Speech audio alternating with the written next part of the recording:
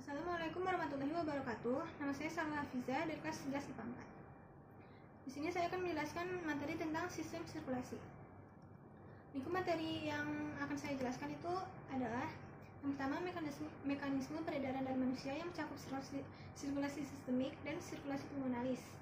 Terus denyut nadi dan faktor yang mempengaruhinya, dan yang terakhir teknologi sistem sirkulasi yang mencakup pengertian, proses pelaksanaan, tujuan dan manfaat, dan kekurangan dan kelebihannya. Jadi yang pertama, mekanisme peredaran darah manusia.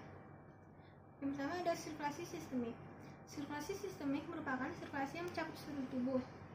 Jadi pertama-tama, darah bersih yang kaya oksigen akan pergi ke serambi kiri jantung melalui vena pulmonalis, kemudian akan diteruskan ke bilik kiri jantung, dan akan diedarkan ke seluruh tubuh melalui pembuluh darah besar aorta.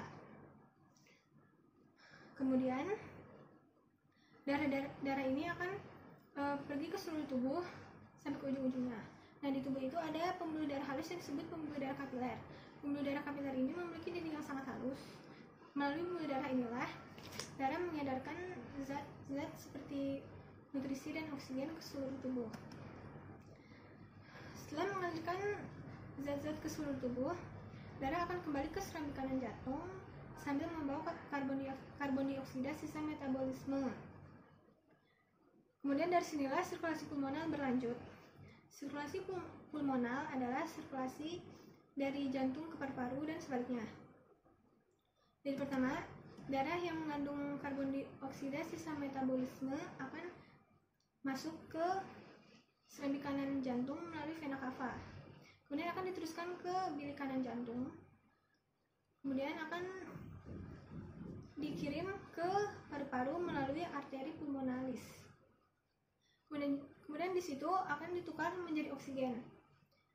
Darah bersih yang mengandung oksigen akan pergi ke serambi kiri jantung, dan disitulah sirkulasi sistemik terulang. Kemudian untuk gambaran mekanisme peredaran darah manusia bisa dilihat di PPT. Kemudian yang materi kedua, denyut nadi. Denyut nadi merupakan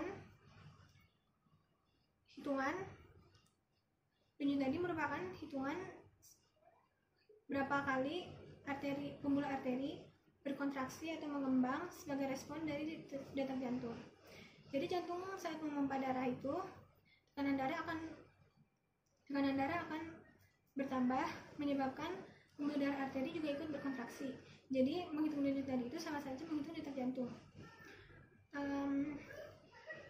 Denyut nadi setiap orang itu berbeda-beda. Biasanya denyut nadi akan rendah saat kita beristirahat atau tidur, kemudian akan meningkat ketika olahraga. Rata-rata denyut nadi manusia itu 600 sampai 100 kali per menit. Namun untuk orang yang terbiasa berolahraga seperti para atlet itu 40 kali per menit. Kemudian faktor yang mempengaruhi denyut nadi. Yang pertama adalah usia. Denyut nadi pada anak-anak cenderung lebih lambat daripada orang dewasa. Untuk lansia juga denyut nadi itu rendah. Kemudian suhu udara. Kemudian suhu udara yang panas itu menyebabkan denyut nadi itu meningkat. Begitu juga dengan suhu tubuh. Jika saat kita demam, suhu tubuh juga, denyut nadi juga akan ikut meningkat. Kemudian ada aktivitas saat kita berolahraga cenderung denyut nadi itu meningkat, sedangkan saat kita istirahat denyut nadi akan lebih rendah. Kemudian jenis kelamin. Denyut nadi mencapai kerja yang tepat itu saat di usia maksimum, dan submaksimum manusia itu lebih tinggi daripada pria, sehingga denyut nadi wanita lebih tinggi daripada pria. Kemudian kesehatan. Jika kita sedang tidak sehat, akan terjadi perubahan irama denyut nadi yang tidak teratur. Begitu juga kemudian saat misalnya pada penderita anemia itu mereka membutuhkan pasokan oksigen yang lebih banyak, sehingga denyut nadi juga lebih banyak, lebih lebih bertingkat. Kemudian ada emosi. Saat kita sedang marah, itu otak akan mengeluarkan hormon adrenalin yang menyebabkan denyut nadi ikut meningkat. Kemudian berat badan dan besar tubuh. Untuk orang yang obesitas, jantung akan berusaha memompa darah lebih keras karena bentuk tubuhnya yang besar. Oleh karena itu denyut nadi juga akan meningkat. Kemudian ada efek samping obat-obatan. Untuk orang yang sering mengonsumsi obat-obatan seperti tiroid, itu denyut nadi juga cenderung lebih meningkat. Kemudian yang selanjutnya, cara menghitung denyut nadi. Cara menghitung denyut nadi mudah. Pertama, tinggal menempelkan jari ke pergelangan tangan yang tempat denyut nadi. Terus dihitung setiap 15 detik, dihitung berapa kali berdenyut, kemudian dikalikan 4. Atau kalau pengen dihitung langsung 1 menit juga bisa. Kemudian bisa juga memakai stetoskop. Memakai stetoskop itu tinggal ditempelin di kulit dada, kemudian dihitung sama kayak tadi. Kemudian selanjutnya ada teknologi sistem sirkulasi. Teknologi sistem sirkulasi merupakan teknologi yang dapat membantu dalam pengambilan tindakan yang berhubungan dengan penyakit atau gangguan yang berkaitan dengan aliran darah, seperti jantung koroner, dan lain-lain. Teknologi sistem sirkulasi ini bermacam-macam. Yang akan saya jelaskan di sini adalah elektrokardiogram, angioplasti, kemudian ada transplantasi jantung, pacemaker, dan scanning radioaktif. Masing-masing dari alat itu saya akan menjelaskan pengertian, proses pelaksanaan, tujuan dan manfaat, dan kelebihan dan kekurangannya. Yang pertama adalah elektrokardiogram atau EKG. Elektrokardiogram atau EKG merupakan teknologi yang dapat membantu mengetahui aktivitas listrik pada jantung. Elektrokardiogram ini memiliki alat untuk menampilkan grafik aktivitas listrik jantung yang disebut elektrokardiograf. Kemudian proses pelaksanaannya itu cenderung cepat, kurang lebih 10 menit. Jadi pertama-tama kita akan disuruh ganti baju, jadi baju operasi, dan menyingkirkan barang-barang yang sekiranya nggak berguna untuk tes. Nah, kemudian kita akan disuruh tiduran dan elektroda akan dipasangkan di lengan, dada, dan tungkai. Ya, itu. Kemudian elektroda yang tersambung dengan alat EKG itu akan menampilkan grafik aktivitas listrik jantung kita, dan kemudian hasilnya itu akan dianalisis oleh dokter. Kemudian tujuan dan manfaatnya. Tujuan EKG ini adalah untuk mengetahui aktivitas listrik jantung. Manfaatnya itu bermacam-macam, yaitu ada mengetahui penyebab nyeri dada, murmur, pingsan, pusing, pingsan, atau beberapa gejala lainnya yang berhubungan dengan penyakit jantung. Kemudian memantau alat kerja pacu jantung yang ditempelkan di tubuh. Kemudian ada mengevaluasi kesehatan jantung secara menyeluruh dan mengetahui fungsi jantung sesudah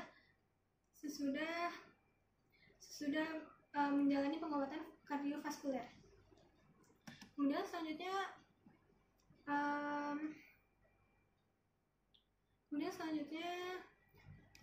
kelebihan dan kekurangannya. Kelebihannya ini mudah dilakukan, cepat, dan sangat bermanfaat. Namun pada beberapa orang efek sampingnya itu bisa terjadi, seperti alergi pada elektroda yang ditempelkan, dan elektroda akan terasa sakit saat dicabut dari tubuh.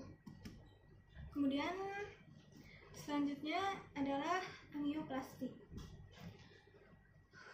Angioplasti adalah metode untuk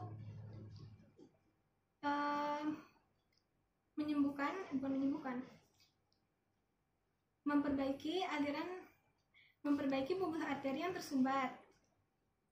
Nah, metode ini biasanya dipakai setelah seseorang mengalami serangan jantung. Proses pelaksanaan angioplasti ini, jadi pertama-tama obat bius akan disuntikan ke dalam tubuh, kemudian lengan akan disayat dan kateter dengan bola tiup kecil akan dimasukkan ke pembuluh arteri.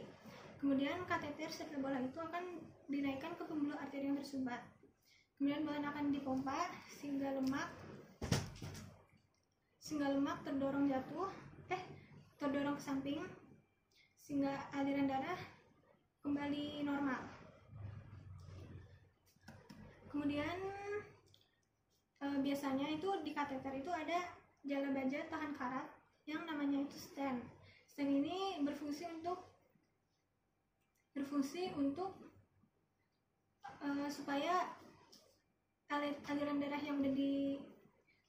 yang udah dibenarkan itu nggak kembali menutup. Waktu pelaksanaan, kemudian jika balon sudah dikupiskan, balon tersebut serta kateter akan dikeluarkan. Angioplasti ini berlangsung selama 1,5 jam atau beberapa jam. Untuk gambaran prosesnya juga bisa dilihat di PPT. Tujuan dan manfaat. Tujuan angioplasti yaitu untuk memperbaiki arteri yang tersumbat. Angioplasti ini memiliki banyak manfaat dan merupakan cara yang efisien untuk membenarkan aliran darah yang tersumbat. Kemudian kelebihan dan kekurangannya. Kelebihannya itu ini sangat membantu untuk proses penanganan penyakit jantung. Tapi kekurangannya, arteri yang udah dibersihkan ini nggak disembuhkan. Dan beberapa kasus arteri ini ada yang menutup kembali. Kemudian yang ketiga adalah transplantasi jantung. Transplantasi jantung merupakan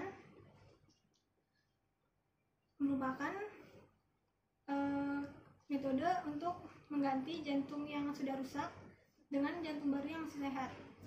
Metode ini merupakan metode terakhir jika seorang yang mengalami penyakit jantung, obat-obatan itu udah nggak berpengaruh, jadinya ini metode terakhir. Nah, proses pelaksanaannya itu, jadi yang pertama mencari donor yang tepat.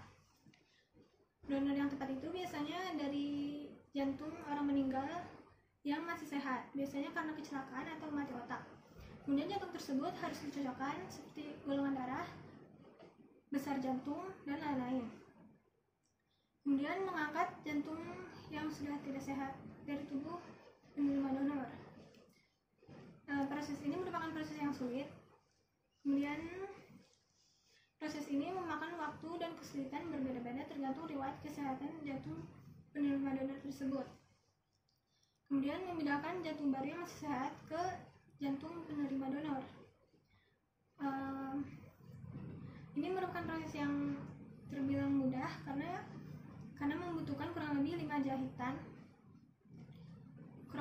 jahitan agar jantung tersebut dapat bekerja dengan baik di tubuh baru.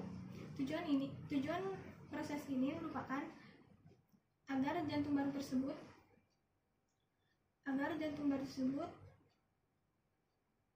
untuk menyambungkan pembuluh darah besar pada jantung baru tersebut ke pembuluh darah yang akan mengalirkan darah ke seluruh tubuh. Dan selanjutnya adalah tujuan dan manfaat. Tujuannya ini untuk menggantikan jantung yang sudah tidak sehat dengan jantung yang masih sehat agar dapat memperpanjang hidup pasien.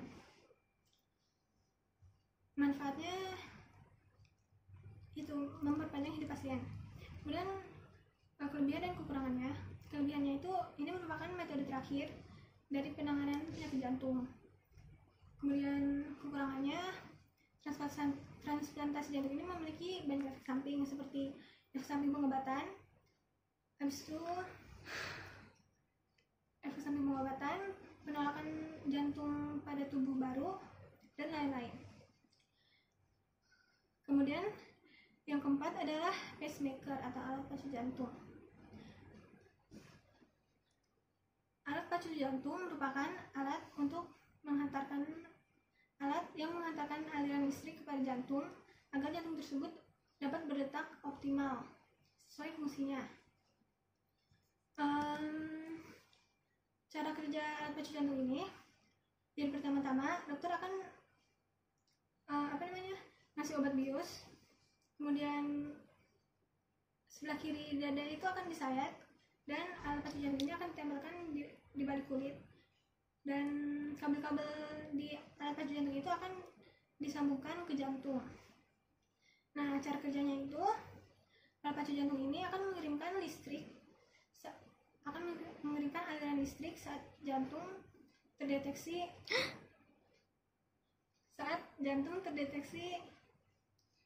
mengalami keanehan seperti lebih lambat. Saat jantung berdetak lebih lambat, itu alat pacu jantung ini akan mengirimkan aliran listrik supaya jantung tersebut dapat mengalirkan darah secara optimal. Kemudian tujuan dan manfaat. Tujuannya itu, alat pacu jantung ini tujuannya supaya mengalirkan aliran listrik supaya jantung bisa bekerja secara optimal, tidak terlalu lambat atau tidak terlalu cepat. Kemudian kelebihan dan kekurangannya.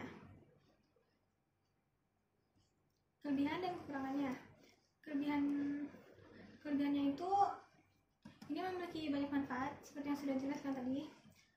Tapi kekurangannya itu biasanya terjadi efek samping yang berkaitan dengan cara alat pacu jantung ini ditempelkan di tubuh, seperti alergi, ya itu alergi. Kemudian yang kelima ada scanning radioaktif. Oh ya, kemarinnya tadi pembuluh darah, ada kerusakan pembuluh darah, tapi efek samping ini cuma sementara. Kemudian yang terakhir ada scanning radioaktif. Scanning radioaktif merupakan metode untuk mengetahui fungsi organ atau jaringan pada tubuh menggunakan cairan radioaktif. Proses pelaksanaannya jadi cairan radioaktif itu akan disuntikan ke tubuh dan dilihat jika cairan radioaktif itu berkumpul di salah satu bagian tubuh, itu artinya di bagian tubuh tersebut ada aktivitas kimia yang lebih tinggi. Itu artinya di bagian tubuh tersebut ada suatu masalah. Kemudian langkah-langkah pelaksanaannya. Jadi pertama, cairan radioaktif itu akan disuntikan di tubuh. Kemudian kita disuruh duduk agar cairan radioaktif itu menyebar ke seluruh tubuh. Jika sudah, kita akan disuruh berbaring dan memasuki mesin scan. Kemudian mesin scan akan men-scan bagian tubuh kita apakah ada masalah atau tidak. Kemudian hasilnya akan dianalisis oleh dokter. Kemudian tujuan dan manfaatnya. Tujuannya itu untuk mengetahui fungsi pada organ atau jaringan di tubuh. Kemudian fungsinya itu ada mengukur fungsi vital tubuh seperti aliran darah, oksigen, kerja oksigen, dan lain-lain. Kemudian ada mengevaluasi kerja organ, apakah ada organ yang rusak atau tidak. Kemudian ada mendeteksi sel tumor atau kanker di dalam tubuh. Kemudian yang terakhir adalah Kelebihan dan kekurangannya. Kelebihannya ini sangat bermanfaat ya, seperti yang tadi disebutin. Tetapi kekurangannya itu biasanya ada efek samping pada beberapa orang. Efek samping tersebut bisa kelelahan, pusing, atau sesak napas. Oke, segitu saja presentasi dari saya kali ini. Kurang lebihnya mohon maaf. Wassalamualaikum warahmatullahi wabarakatuh.